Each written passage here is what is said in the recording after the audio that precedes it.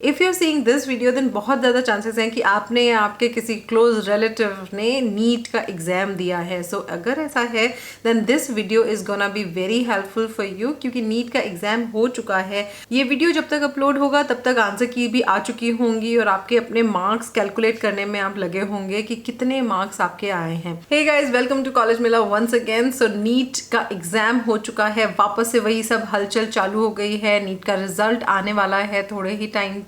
Now there are 3 chances after the result. पहला ये कि आपको पता है कि आपके मार्क्स इतने कम आए हैं कि आपका सिलेक्शन नहीं होगा। अगर ये केस है तो प्लीज पहले एनालाइज कीजिए कि क्यों आपके मार्क्स कम आए हैं। Are you able to recognise the mistakes you have done, और क्या आपको लगता है कि आप अगले साल वो सारी मिस्टेक्स को क्लियर करके एंड जो भी कट ऑफ रहेगी, यानी कि नीट पासिंग की कट ऑफ नहीं बात कर रही हूँ, I am talking about the cut off जो कि गवर्नमेंट कॉलेजेस के लिए होती है, जो आपका एम होगा, क्या आप उस तक पहुंच पाएंगे। अगर आप ऐसा कर पाने की क्षमता रखते हैं then get ready for that, और आप सब भूल जाइए कि कैसा रिजल्ट रहा और अपनी पढ़ाई में वापस से लग जाइए, सो दैट नेक्स्ट ईयर जब ये एग्जाम हो then you can do very well. Second case comes when you are not completely sure कि आपका सिलेक्शन होगा या नहीं होगा। तो इस केस में आपको काउंसलिंग में पार्टिसिपेट करना ही है।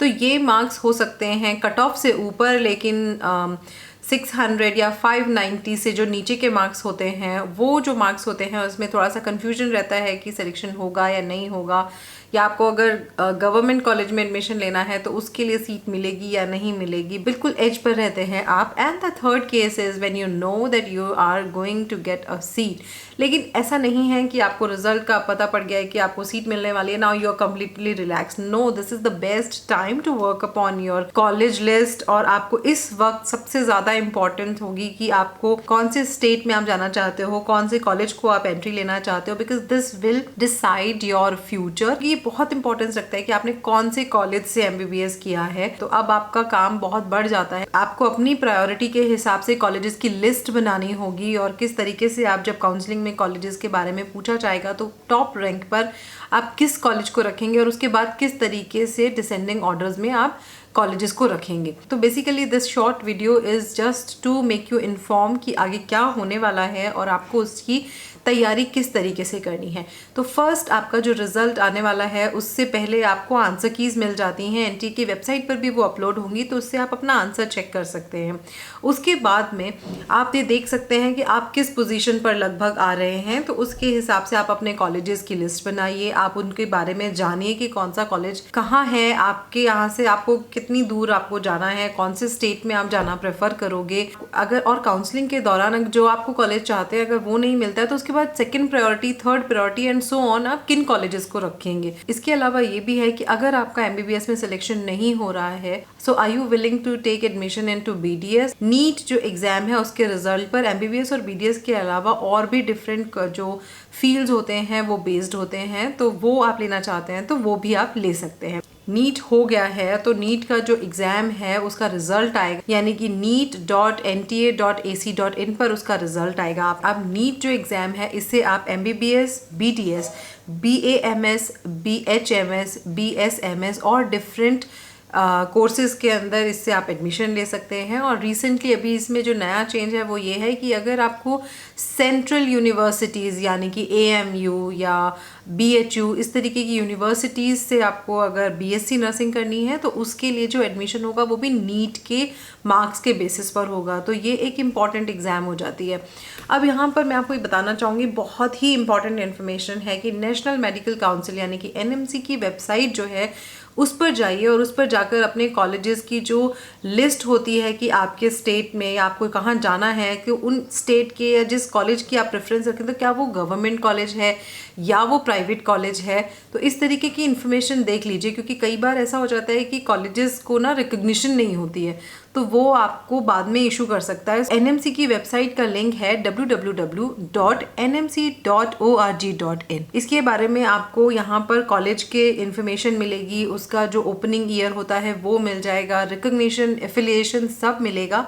तो आपको इंफॉर्मेशन रहेगी कि आप जिस कॉलेज में पार्टिसिपेट करना चाह रहे हैं या जाना चाह रहे हैं वो सच में गवर्नमेंट कॉलेज है या प्राइवेट कॉलेज है या सोसाइटी का कॉलेज है। जो नेक्स्ट स्टेप होगा वो आपका होगा कि रिजल्ट के आने के बाद में काउंसलिंग की डेट्स आएंगी। अब काउंसलिंग में ना 2 फीस होती हैं, सब लोग बहुत कंफ्यूज होते हैं कि एक फ़ीस तो हमने पे कर दी, दूसरी। काउंसलिंग में 2 फीस होती हैं, एक एप्लीकेशन फ़ीस होती है और एक काउंसलिंग फ़ीस होती है। तो एप्लीकेशन फ़ीस जस्ट एप्लीकेशन के लिए होती है, वो रिफंडेबल नहीं होती है। और काउंसलिंग जो फ़ीस होती है वो अराउंड 10,000 होती है, तो वो रिफंडेबल होती है। अगर बाई चांस आपको कॉलेज में एडमिशन नहीं मिलता है तो वो आपको रिफंड हो जाती है, और अगर कॉलेज में एडमिशन मिल जाता है तो वो वहाँ की फ़ीस में एडजस्ट हो जाती है।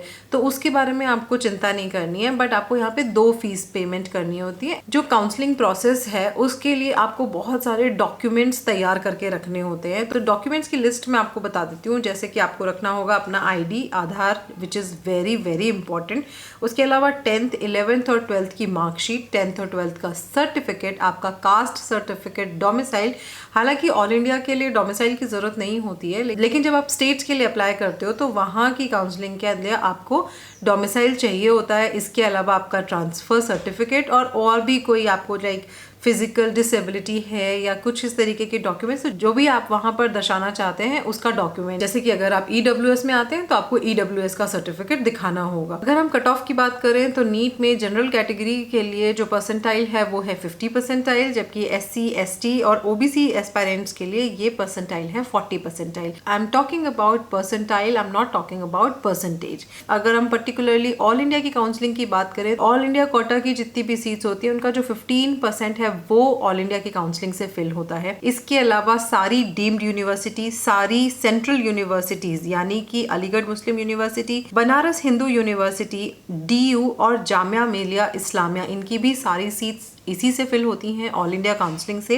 ऑल इंडिया कोटा की जो 15% सीट थी वो ऑल इंडिया काउंसलिंग से फिल होती हैं, लेकिन जो बाकी 85% है वो स्टेट काउंसलिंग से होते हैं। यानी कि आप 2 काउंसलिंग में पार्टिसिपेट कर सकते हैं, एक ऑल इंडिया काउंसलिंग में पार्टिसिपेट कर सकते हैं और एक अपने स्टेट की काउंसलिंग में आप पार्टिसिपेट कर सकते हैं। नीट के थ्रू ही एम्स में, AFMC पुणे में और ESIC के जो कॉलेजेस होते हैं उनके अंदर भी एडमिशन उसी के थ्रू होता है। अगर आपको एम्स में एडमिशन लेना है या फिर AFMC में लेना है या ESIC के कॉलेजेस में एडमिशन लेना है तो आपको काउंसलिंग के दौरान ही वो फिल करना होगा। अलग से कोई काउंसलिंग नहीं होती है इन एग्जाम्स के लिए। तो आपको वहीं काउंसलिंग के दौरान ही टिक करना होगा कि आपको कौन से कॉलेजेस में इंटरेस्टेड है। अगर उनके अंदर आपका नंबर आता है तो आपको इन्फॉर्मेशन दी जाएगी और उसके बाद आपको आगे जो भी प्रोसीजर होगा, जैसे आप AFMC में जाना चाह रहे हैं तो आपको फिजिकल वेरिफिकेशन के लिए और इंटरव्यूज़ के लिए बुलाया जाएगा, तो वो प्रोसेस अलग से होगा जिसकी इन्फॉर्मेशन आपको दे दी जाएगी। ऑल इंडिया के बाद जो सेकंड काउंसलिंग होती है वो होती है स्टेट कोटा काउंसलिंग। जो स्टेट काउंसलिंग होती है वो जनरली स्टेट का जिनके पास डोमिसाइल होता है उन्हीं बच्चों के लिए होती है। तो गवर्नमेंट में तो ये फिक्स है कि गवर्नमेंट कॉलेजेस में एडमिशन स्टेट के जो डोमिसाइल वाले बच्चे होते हैं उन्हीं के लिए होता है।